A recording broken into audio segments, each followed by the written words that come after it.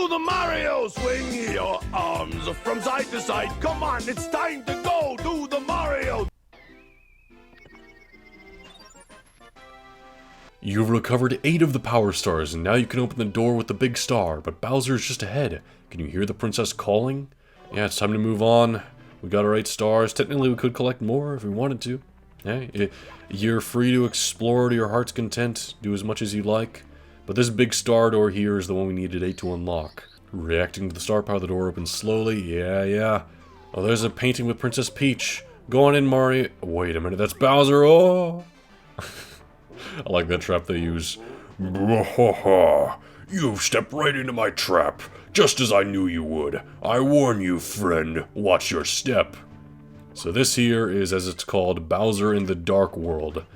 The theme from the Dark World. No, this is a different track. That's also very good. Ow! There are red coins here, which means you can actually get a star here, and it counts as one of the castle's secret stars, I believe. You know, essentially those boil down to the extra ones, not in the major levels, because this is just like, this is honestly what some people may have expected a 3D Mario game to look like before this game was kind of released and unveiled and everything. This is a traditional level where we're just trying to get to the end and face off against the boss. You know, it's linear in its structure and design. A lot of it is 2D, actually. We face Goombas along the way, all that stuff. Collecting coins. And, you know, it's fine as a bit of a pace breaker. I enjoy this level. But it pales in comparison to the freedom and exploration you get with something like Womp's Fortress or Bomb Battlefield, Jolly Roger Bay, Cool Mountain. I love all of those levels so much more than this. And so much more than the slide, which is fun, but just like a little distraction, you know? It's not a major event. But yeah, we're just kind of going by, doing the classic Mario kind of thing, although Mario's new moveset does make it even more fun. Okay. This is like a couple of years ago on the channel, I want to say by now. I played Donkey Kong 94. I only did one part and I never continued it, which I kind of want to continue at some point, but now it's kind of irrelevant. It actually added a lot of these new things from Mario's moveset, and that was a 2D game, so it had a pretty big impact. Actually, what does this sign say before we go into that pipe?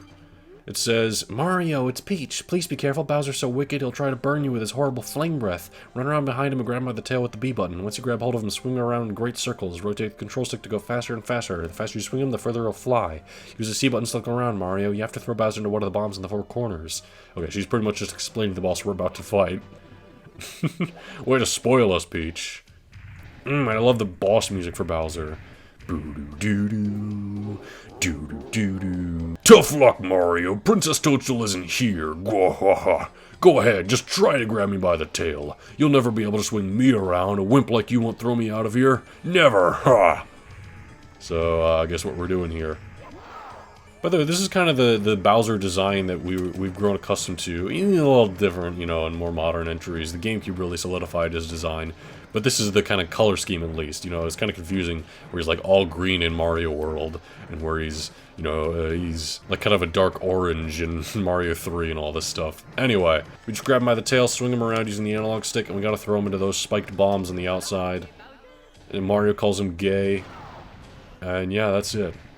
That's the fight, by the way. He takes one hit, and it's over. Grrr, I was a bit careless. This is not as I had planned, but I still hold the power of the stars, and I still have Peach. Bwahaha, you'll get no more stars from me. I'm not finished with you yet, but I'll let you go for now. You'll pay for this later. Alright, Bowser disintegrates, and leaves behind a key. Nice. We jump on out. Bowser in the Dark World's clear. Maybe that isn't one of the secret stars. Maybe that's its own separate thing called Bowser in the Dark World. I guess? I think it's one of the secret stars, though, if you get all the 8 red coins there. Well, anyway, we got a key. You might think it's for this door here on the first floor, which has been kind of taunting us. But no, the key doesn't fit in there. It's actually in one of these kind of blank doors. These blank doors have been here the whole time, and we can go outside just to look out here in the nice gardens, I guess. You know, it's calm. Crickets are chirping by. Oh, this sign here caused some debate among the video game fandom. It just clearly isn't readable. We can't get up to it and read it because we're swimming when we go near it, so it's not like we can read the sign at all. This thing got people very interested, because you may notice this game doesn't have a two-player mode. It's just Mario single player. It doesn't have Luigi anywhere in sight. Well, some people interpreted this as saying L is real 2041. Or was that the year there? There's a year there at the end, and you can see the kind of cursive L is real. It's a little... Okay, you probably didn't think it said L is real until I explained it to you, unless you'd heard of this before.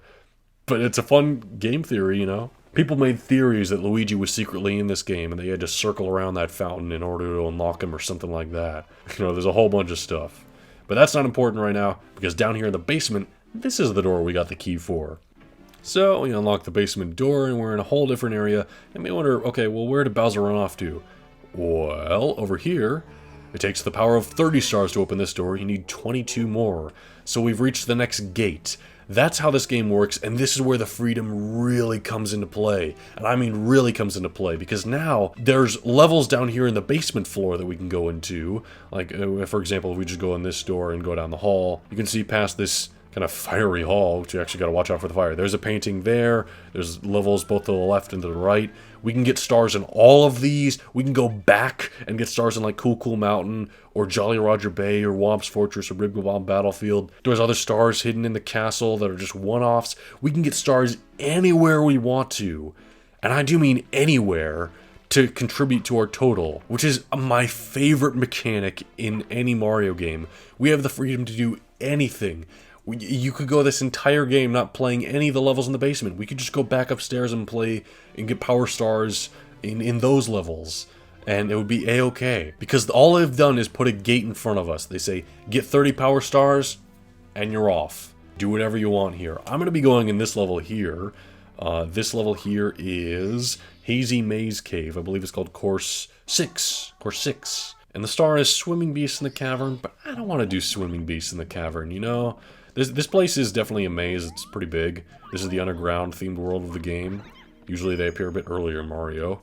But you know, instead, I want to get a different star. I'm going to long jump past here, long jump across this cavern, being careful not to fall down into the deadly hole down there. Uh-oh. Mario. Okay. We're going to go past these boulders, or we're going to try to.